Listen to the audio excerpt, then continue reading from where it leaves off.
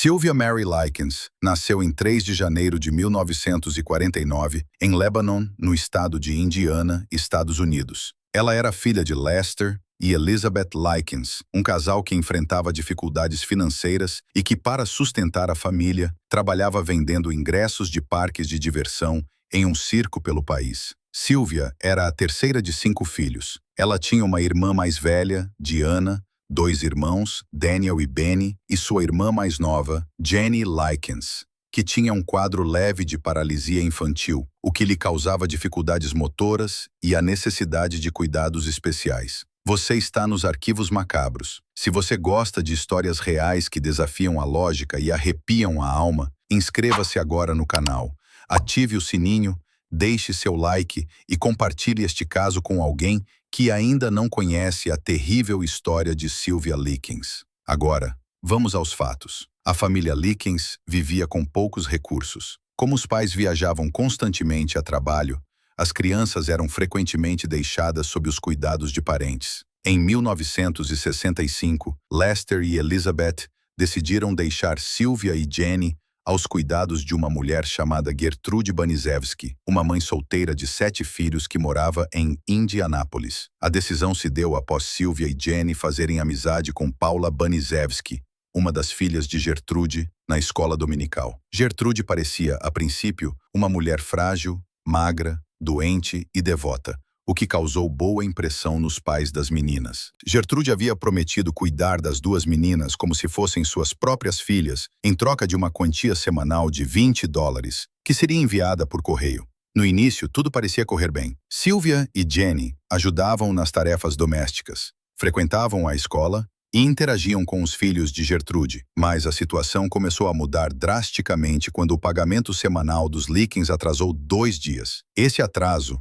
embora pequeno, teria despertado em Gertrude um sentimento de raiva e frustração que ela passou a descontar principalmente em Sylvia. Gertrude começou com punições verbais e físicas, dizendo que Sylvia era uma vadia, que mentia e que não merecia respeito. As agressões começaram a escalar rapidamente. Sylvia passou a ser espancada quase diariamente. Paula, a filha mais velha de Gertrude, também agredia Sylvia frequentemente. Em uma das ocasiões, mesmo estando grávida, ela bateu com tanta força na menina que quebrou o próprio pulso. Com o tempo, Gertrude passou a usar Sylvia como um saco de pancadas emocional e físico. Ela acusava a menina de espalhar boatos sobre suas filhas, de ser promíscua, de roubar comida, embora fosse a própria Gertrude que a mantinha sem se alimentar adequadamente. Sylvia era constantemente privada de comida e, por vezes, obrigada a comer restos de comida do lixo, fezes humanas e até comida estragada. Uma das punições incluía forçá-la a se despir na frente de outros adolescentes da vizinhança,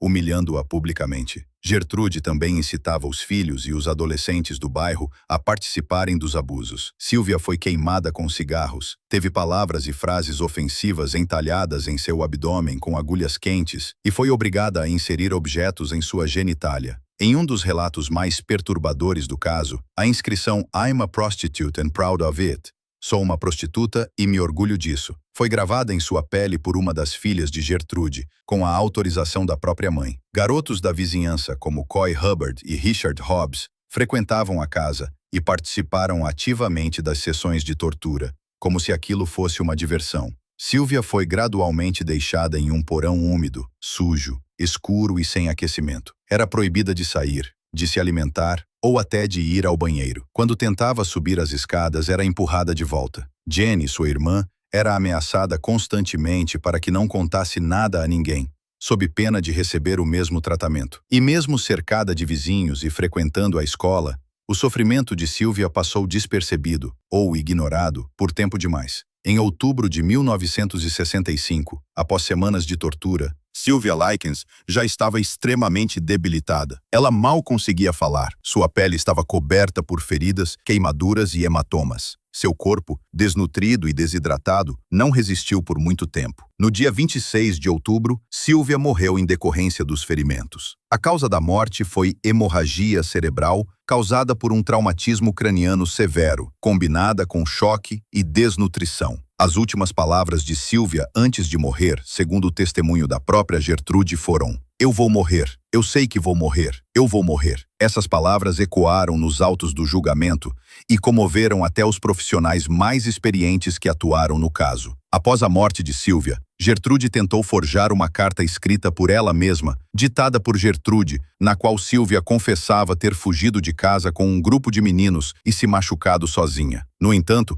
a tentativa de encobrir o crime foi em vão. Jenny, abalada, aproveitou o momento em que policiais chegaram à casa para sussurrar: "Façam-me sair daqui e eu conto tudo." A declaração de Jenny desencadeou uma investigação que revelou o horror vivido por Sylvia. Gertrude Baniszewski foi presa, junto de seus filhos Paula e John, além de Coy Hubbard e Richard Hobbs. O julgamento aconteceu em 1966 e o caso chocou todo o país, sendo descrito como o crime mais horrível cometido contra uma criança na história de Indiana. Durante o julgamento, o promotor declarou: "Este não é apenas um caso de assassinato. Este é um caso de sadismo, de pura maldade, de uma crueldade impensável." Paula tentou inicialmente se declarar inocente por insanidade, mas acabou sendo julgada. Gertrude foi condenada à prisão perpétua por assassinato em primeiro grau. Paula foi condenada à prisão de 7 a 21 anos por homicídio em segundo grau. Coy Hubbard, Richard Hobbs e John Baniszewski,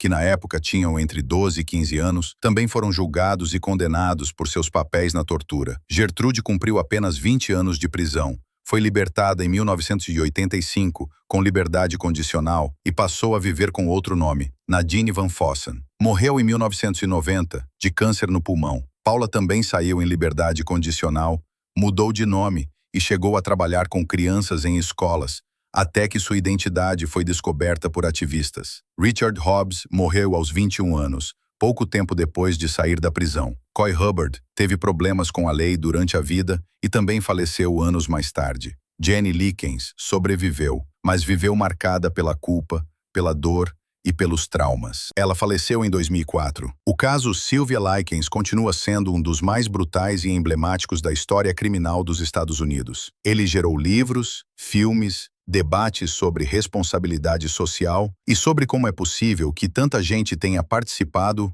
ou ignorado tamanho sofrimento. A dor de Sylvia se prolongou por meses diante de vizinhos, amigos e até mesmo autoridades que poderiam tê-la salvado. Mais do que um crime, o assassinato de Sylvia expôs o pior da natureza humana: a banalização da violência, a crueldade estimulada em grupo e o silêncio que mata. E até hoje, seu nome é lembrado não só como vítima, mas como símbolo do que jamais deveria se repetir. Bom, aqui nos Arquivos Macabros, continuamos a registrar o que a humanidade insiste em esconder. Até o próximo caso.